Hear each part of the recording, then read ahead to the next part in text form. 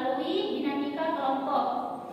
Kemudian dalam hal ini setiap anggota seperti kalian bahkan mengajukan pertanyaan, mengutarakan masalahnya, dan memberikan masukan kepada teman-teman kalian yang misalnya sedang dibahas. Kalian mengerti? Mengerti ya. Sebelum memasuki tahap konseling, Ibu mempunyai tugas untuk adik-adik semua. Tugas apa itu, Kak? Baiklah, tugas adik-adik di sini adalah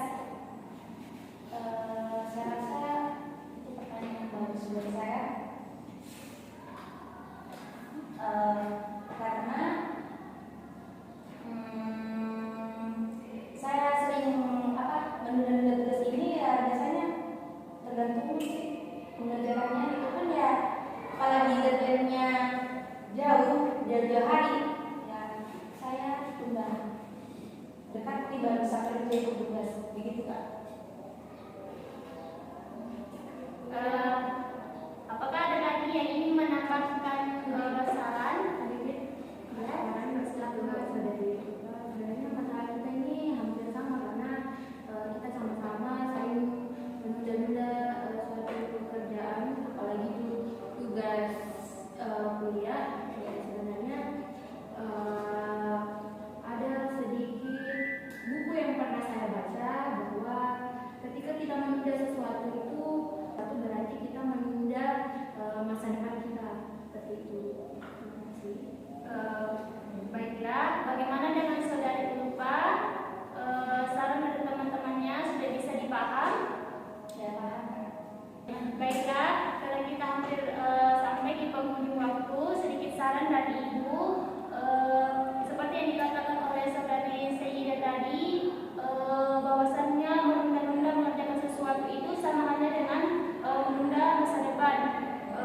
Dan bisa juga saudari Ulfa mengerjakan tugas yang terbilang lebih mudah agar Ulfa tidak kesulitan dalam mengerjakan tugas.